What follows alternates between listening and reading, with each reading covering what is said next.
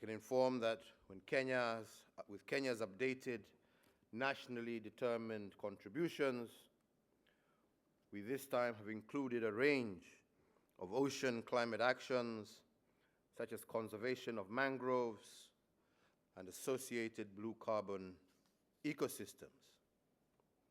Indeed, one such program is the Mangrove Protection Program, known as Mikoko Pamoja, that is currently ongoing in one of our counties called Kwale in Kenya.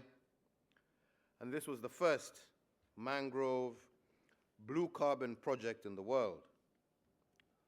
The local community, which benefits from the revenues generated through carbon credits, now has a strong incentive to protect mangroves.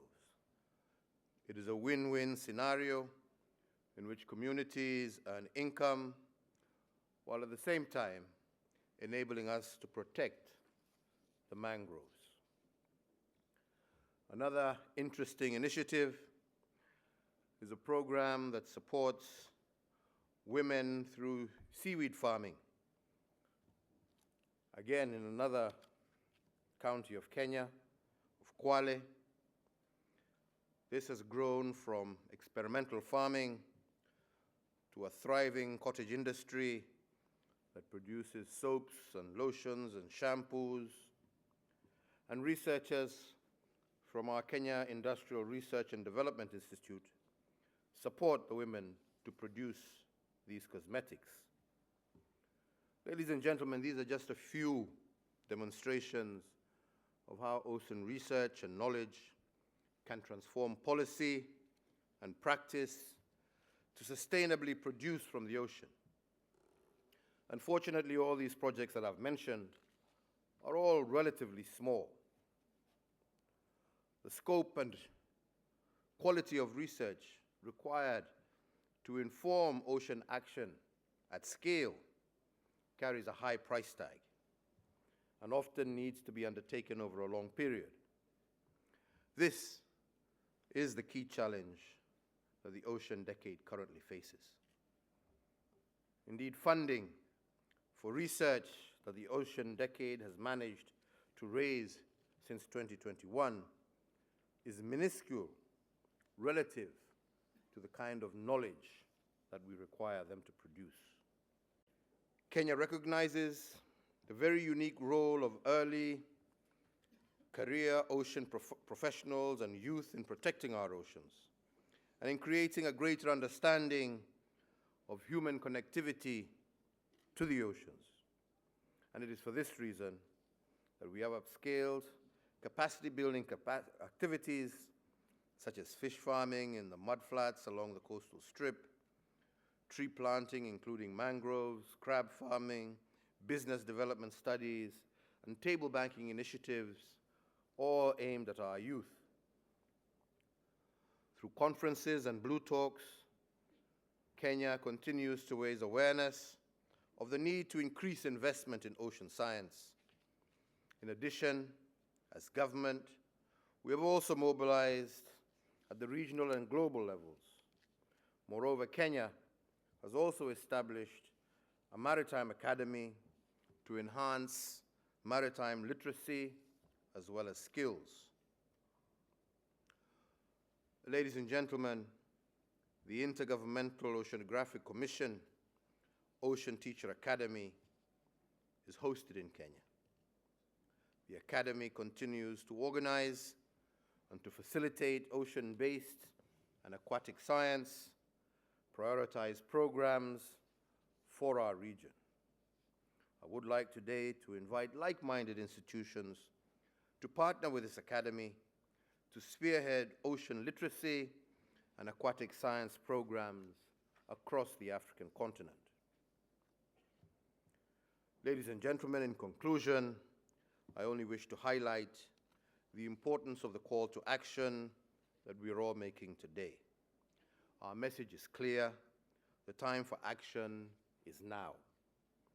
We must embrace the opportunity offered by the UN Decade of Ocean Science for Sustainable Development to close the knowledge and financing gap and advance the quest for a healthy, well-balanced, and well-managed planet. Let's say it is good to see so many of you participating in this Ocean Decade Alliance meeting. Indeed, for some of us, the ocean does inspire awe and mystery. For many who live in coastal states, the ocean is an infinite source of easy to secure food, as well as a major transport route.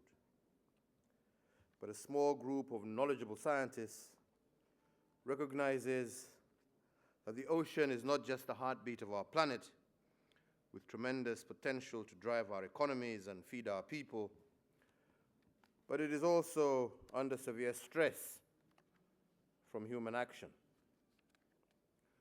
They understand that we need to develop a new relationship between humanity and the ocean, a relationship that enables us to produce more from the ocean while at the same time protecting it. This, ladies and gentlemen, is the core essence of the Ocean Decade 2021 to 2030. Much about the ocean, as I said earlier, still remains a mystery. And since we cannot manage what we do not understand, the Ocean Decade is intended to provide a framework for delivering the knowledge, evidence, and solutions that are required to sustainably manage the oceans. As a patron of the Ocean Decade Alliance, I have developed a deeper appreciation of the difference it makes to have a better understanding of the ocean. Just as an example, fish stock assessment surveys conducted by marine scientists in Kenya have revealed the scale of illegal fishing taking place in our waters.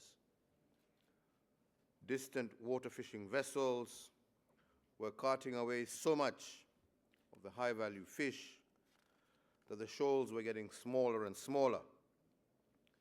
And as a result of this knowledge, and in order to curb illegal fishing, this led us to enhancing the capacity of our Coast Guard to effectively undertake its surveillance functions. In a much similar vein, analysis on blue foods conducted under the auspices of the High-Level Panel for Sustainable Ocean Economy, the Oceans Panel, where I serve as a member, demonstrated that blue foods provide a vital source of protein and nutrition for more than 3 billion people worldwide. With smarter management practices and technological innovation, the research showed that by 2050, the oceans can sustainably produce up to 2/3 of the animal protein needed to feed the world's population. We in Kenya are also building on this evidence to strengthen our capacity and the capacity of our fishing communities to increase their fish stocks.